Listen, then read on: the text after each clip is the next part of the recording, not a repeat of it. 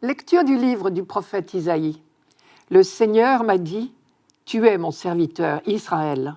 En toi, je manifesterai ma splendeur. » Maintenant, le Seigneur parle, lui qui m'a façonné dès le sein de ma mère pour que je sois son serviteur, que je lui ramène Jacob, que je lui rassemble Israël. Oui, j'ai de la valeur aux yeux du Seigneur, c'est mon Dieu qui est ma force. Et il dit, c'est trop peu que tu sois mon serviteur pour relever les tribus de Jacob, ramener les rescapés d'Israël. Je fais de toi la lumière des nations, pour que mon salut parvienne jusqu'aux extrémités de la terre. Ce passage fait partie d'un ensemble de 4 textes dans le livre du prophète Isaïe. 4 textes très particuliers que l'on appelle les chants du serviteur. Ce sont des prédications qui datent de la période très noire de l'exil à Babylone, au VIe siècle. Des prédications adressées donc à un peuple en grande détresse, qui se demande parfois si Dieu ne l'a pas oublié. Or, le prophète, ici, vient dire à ses contemporains en exil, « Vous êtes encore le serviteur de Dieu », ce qui veut dire que l'alliance n'est pas rompue, bien au contraire. Non seulement Dieu n'a pas abandonné son peuple, mais il compte encore sur lui pour une mission bien précise. Car si parfois on a pu se demander qui est ce serviteur de Dieu désigné par Isaïe dans les chants du serviteur, dans ce texte-ci, c'est très clair. Il ne s'agit pas d'un individu particulier, il s'agit du peuple d'Israël lui-même.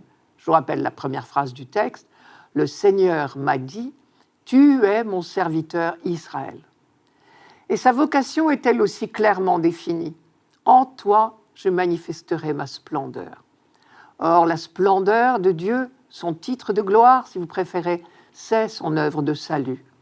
Très concrètement, ici, il s'agit du retour de l'exil à Babylone. Indirectement, donc, Isaïe, ici, annonce la fin prochaine de l'exil. Effectivement, lorsque le peuple sera sauvé, libéré, il sera la preuve vivante que Dieu est sauveur. Et c'est de cette manière que des sauvés peuvent devenir des sauveurs, non pas par eux-mêmes seulement, car Dieu seul est sauveur, mais par le fait même d'être sauvés et d'en être les témoins à la face du monde.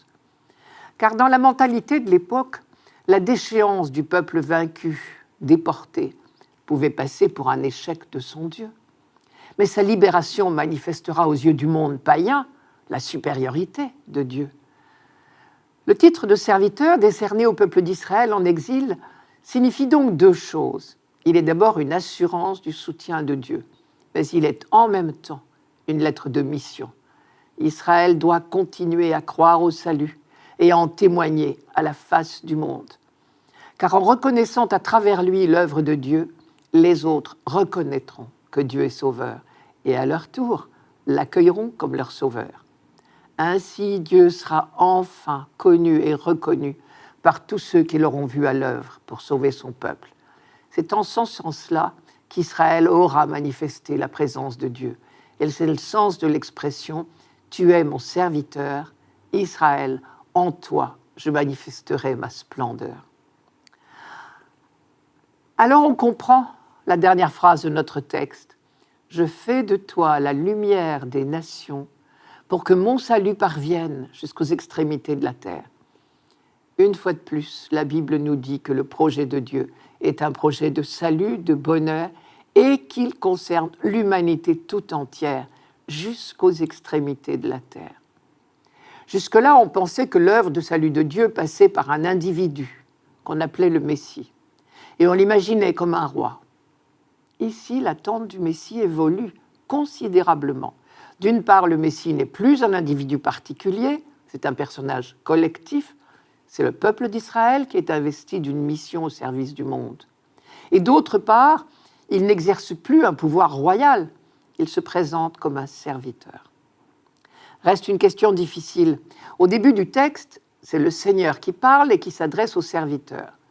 Mais ensuite, le serviteur lui-même prend la parole. Je cite, « Le Seigneur m'a formé dès le sein de ma mère pour que je sois son serviteur, que je lui ramène Jacob et que je lui rassemble Israël. » Si le serviteur est Israël, comment peut-on dire qu'il rassemblera Israël ? En fait, Isaïe ici s'adresse à ses proches, le petit noyau des fidèles, ceux qu'on appelait le reste, ceux dont la foi n'a pas chancelé malgré les années d'exil et de captivité.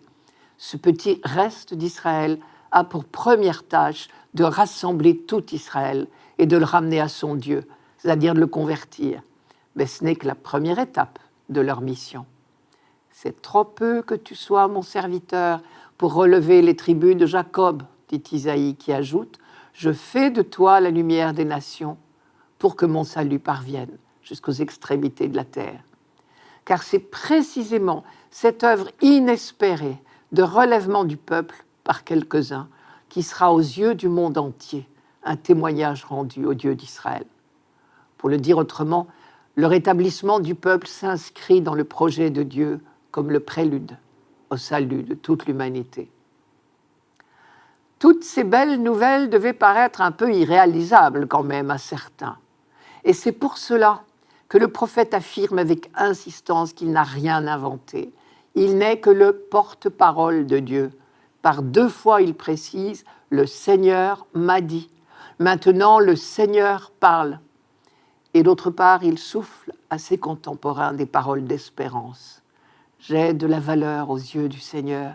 C'est mon Dieu qui est ma force. » Ce n'est pas de l'orgueil ou de la prétention, au contraire, c'est de l'humilité. La reconnaissance qu'au creux même de sa désespérance, le serviteur n'a qu'une ressource, le soutien de Dieu lui-même.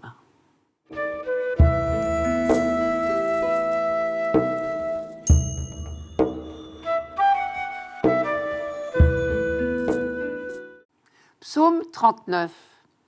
D'un grand espoir, j'espérais le Seigneur, il s'est penché vers moi. Dans ma bouche, il a mis un chant nouveau, une louange à notre Dieu.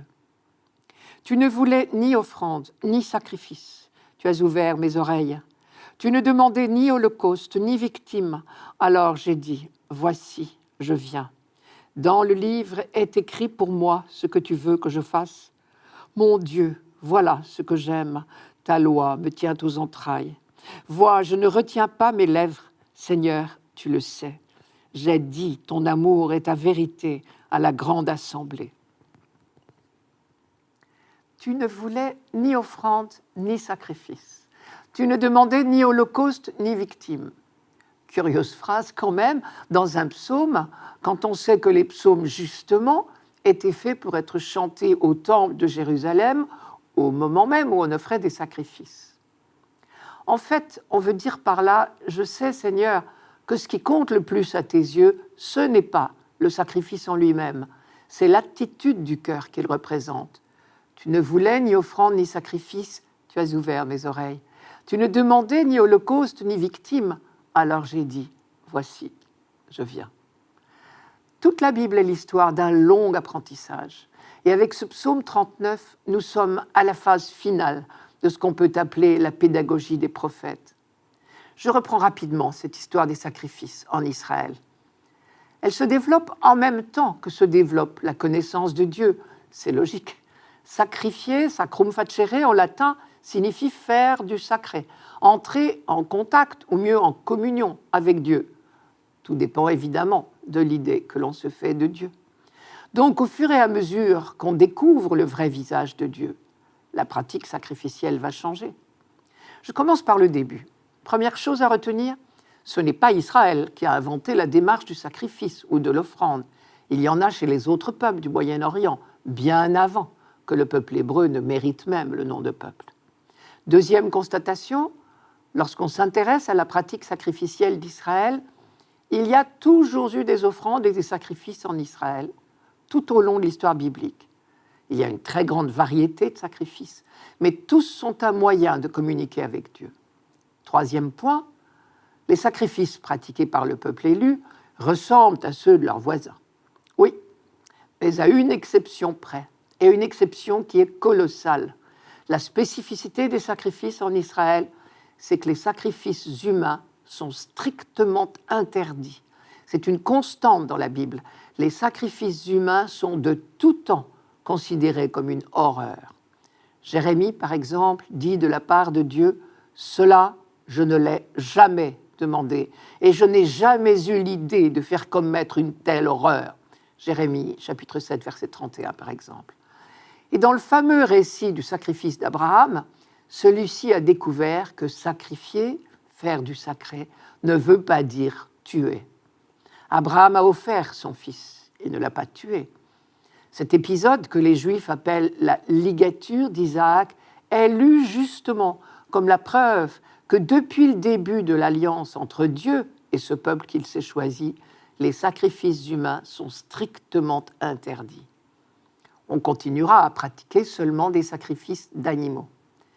Mais peu à peu, on va assister au long des siècles à une véritable transformation, on pourrait dire une conversion du sacrifice. Cette conversion va porter sur 2 points, sur le sens des sacrifices d'abord, sur la matière des sacrifices ensuite. Sur le sens des sacrifices, dans la Bible, au fur et à mesure que l'on découvre Dieu, les sacrifices vont évoluer. En fait, on pourrait dire, dis-moi tes sacrifices, je te dirai quel est ton Dieu. Notre Dieu est-il un Dieu qu'il faut apprivoiser, dont il faut obtenir les bonnes grâces, auprès duquel il faut acquérir des mérites, un Dieu courroucé qu'il faut apaiser, un Dieu qui exige des morts? Alors nos sacrifices seront faits dans cet esprit-là. Ce seront des rites magiques pour acheter Dieu en quelque sorte. Ou bien notre Dieu est-il un Dieu qui nous aime le premier, un Dieu dont le dessein n'est que bienveillant, dont la grâce est acquise d'avance, parce qu'il n'est que grâce, le Dieu de l'amour et de la vie. Et alors nos sacrifices seront tout autres, ils seront des gestes d'amour et de reconnaissance. Les rites ne seront plus des gestes magiques, mais des signes de l'alliance conclue avec Dieu. Toute la Bible est l'histoire de ce lent apprentissage pour passer de la première image de Dieu à la seconde. Deuxième point, la conversion va également porter sur la matière des sacrifices. Et les prophètes ont joué un grand rôle dans ce lent apprentissage du peuple élu.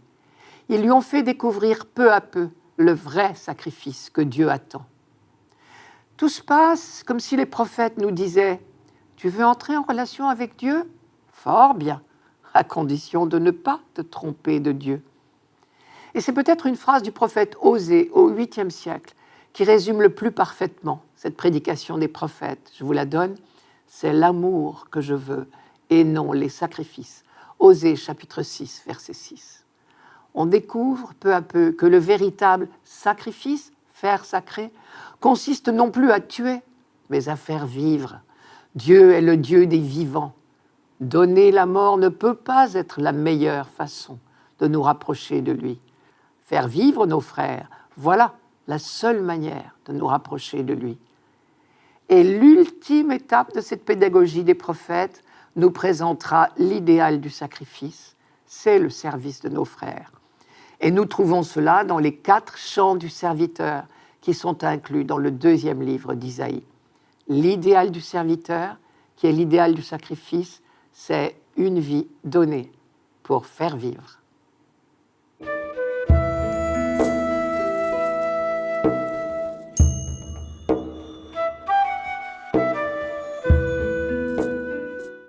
Lecture de la première lettre de saint Paul apôtre aux Corinthiens.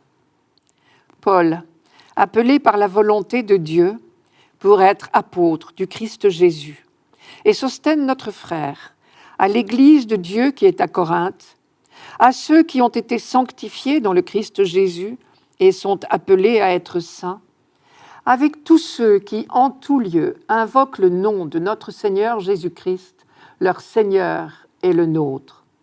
À vous, la grâce et la paix de la part de Dieu notre Père et du Seigneur Jésus-Christ. Voilà un texte magnifique pour dire notre dignité de baptisé. Il est heureux qu'il ait été choisi pour ce dimanche qui marque notre retour au temps qu'on appelle ordinaire dans la liturgie. Cela nous donne l'occasion de retrouver le sens de ce mot ordinaire qui vient du latin. En liturgie, ordinaire ne veut pas dire sans importance. Cela veut dire tout simplement dans l'ordre de l'année. C'est du latin, je vous ai dit. Car évidemment, ce que nous célébrons chaque dimanche n'a rien d'ordinaire au sens courant de ce mot. Saint Paul vient ici à point nommé nous dire la grandeur de notre titre de chrétien. Le point commun de tous les chrétiens, c'est que Jésus-Christ est vraiment pour nous le Seigneur, c'est-à-dire le maître de nos vies, le centre du monde et de l'histoire. C'est pour cela d'ailleurs que Paul nous appelle le peuple saint. Saint ne veut pas dire parfait. Saint, cela veut dire qui appartient à Dieu. Nous appartenons à Dieu. Par le baptême, nous avons été consacrés à Dieu. Et c'est pour cela que l'Assemblée mérite elle aussi d'être encensée au cours de la messe. À l'inverse, je crois que si Jésus-Christ n'est pas vraiment pour nous le Seigneur, s'il n'est pas pour nous, dans nos conversations, dans nos agissements, le centre du monde et de l'histoire, il faut nous interroger sur le contenu de notre foi. Autre point commun à tous les chrétiens du monde, de quelque race, nationalité ou confession, nous sommes des appelés. Je cite, « Appelés par la volonté de Dieu, je m'adresse à vous qui êtes à Corinthe, l'Église de Dieu. » Paul est apôtre du Christ Jésus, non par choix personnel, mais parce qu'il a été appelé à cette mission par une volonté explicite de Dieu. On sait à quel point c'est vrai. Paul n'a pas choisi cette mission d'apôtre du Christ. C'est Jésus lui-même qui l'a choisi sur le chemin de Damas. L'autorité de Paul lui vient de là. Il a été appelé. Il est en service commandé. Et il s'adresse à l'Église qui est à Corinthe. Le mot « Église », à lui tout seul, est aussi une référence à l'appel de Dieu. En grec, le mot « ecclésia » est de la même famille que le verbe « appeler », « kaléo » en grec. Et comme si le mot « ecclésia » n'était pas assez clair, Paul précise « vous les fidèles qui êtes par appel de Dieu, le peuple saint ». L'expression « l'Église de Dieu qui est à Corinthe », par exemple, ou à Jérusalem ou à Paris, est devenue traditionnelle. Où que nous soyons, nous sommes les appelés de Dieu. Nous aussi, nous sommes en service commandé. Nous sommes appelés à être des serviteurs, au sens que le prophète Isaïe donne à ce mot dans la première lecture de ce dimanche, pour que le salut de Dieu parvienne jusqu'aux extrémités de la terre. C'était la phrase d'Isaïe. En même temps, Paul rappelle bien le lien qui unit la communauté de Corinthe aux autres communautés chrétiennes.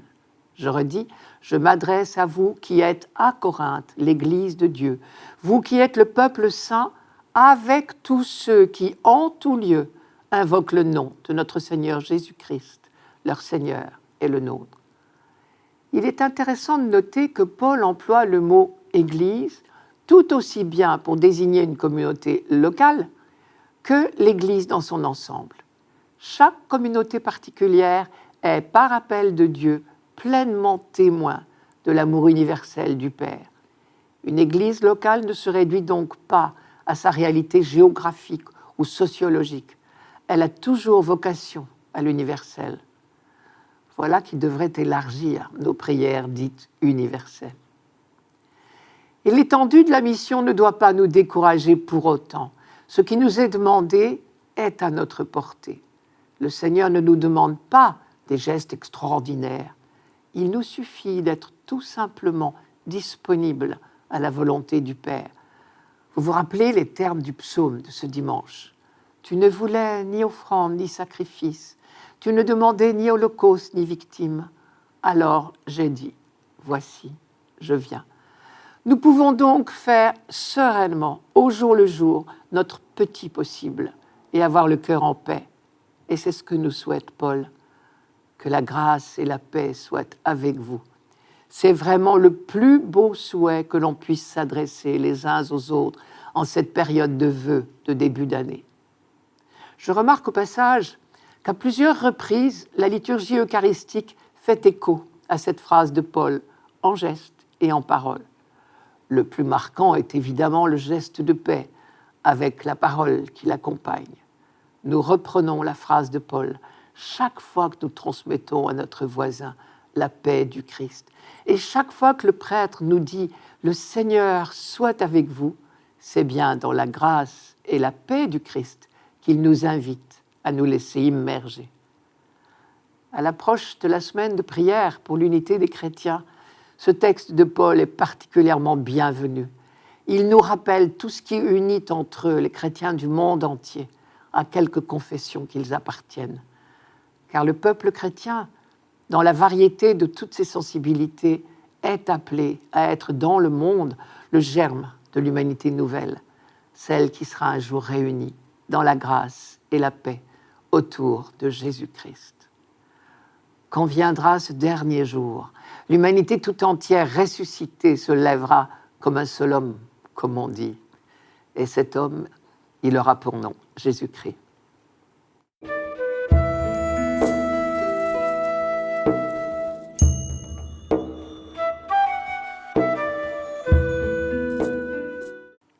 Évangile de Jésus-Christ selon saint Jean. En ce temps-là, voyant Jésus venir vers lui, Jean le Baptiste déclara : « Voici l'agneau de Dieu qui enlève le péché du monde. C'est de lui que j'ai dit : l'homme qui vient derrière moi est passé devant moi, car avant moi il était. Et moi je ne le connaissais pas. Mais si je suis venu baptiser dans l'eau, c'est pour qu'il soit manifesté à Israël. » Alors Jean rendit ce témoignage.